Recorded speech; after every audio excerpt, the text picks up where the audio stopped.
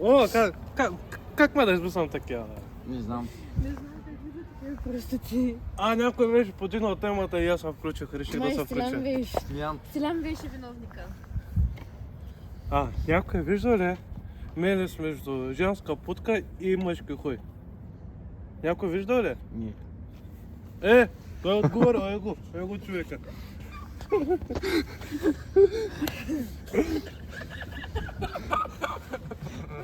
Скучно ми е, искам да се подиграм. Штампа, съжалявам, а просто ме забавя. Човека сега го изби. Разайте се. Сега като дойде Петър, започне да се габърка с нея. С нея са гавра, после Кръсо! Кръсо! Какво прави проблем? Откъде да знам човека на работа? Нали си гаджета, как не знаеш? Не сме заедно! Той ми каза друго. Ма как ще сме И на заедно? мене. Ганчо, да теб каза, нали ти каза и на теб също? Да, бе. Мерси. Ама Штамбъл в момента няма слънце, има луна. Ти там да мълчиш.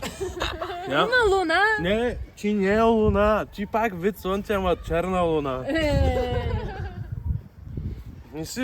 Не си учила астрономия. Ще ти кажа. Ама Сташка, сега че сте с черни работи. Дано да ядеш на стена на хуя. Бе, Станислава ще го яде. Тя си пада по такива. Дано, както се стане слава и циганята наеме. Ще поръщам. Дано, бя може да се хванеш черно дете да родиш. Само прохваща така, раче да говоря. Не знам. Штампа? Това имаше един такъв епизод с Адвина към свобода. Не знам, може. Дет с бял мъж и дете на дете. Не съм гледал сега. Нищо съм гледал. Май?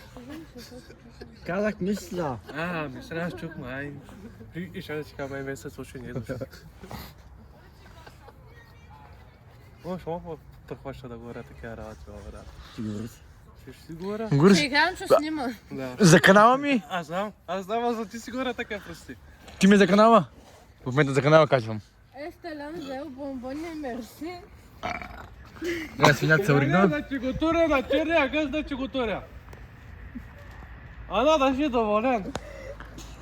Показва се. Толкова силно вече, даже и те видях, поне пуснаха лампите. Стиляне, взели бомбони, мерси. Да, бе, тук има бомбони мерси, не виждаш ли? И чипс мерси. Бомбони и чипс мерси. Да чупаме с семки. Не. И ние семки, бе. Ти кое е? Много са гадни да ти кажа. Много солени. Скачам с ним, дай шафа на... Ай,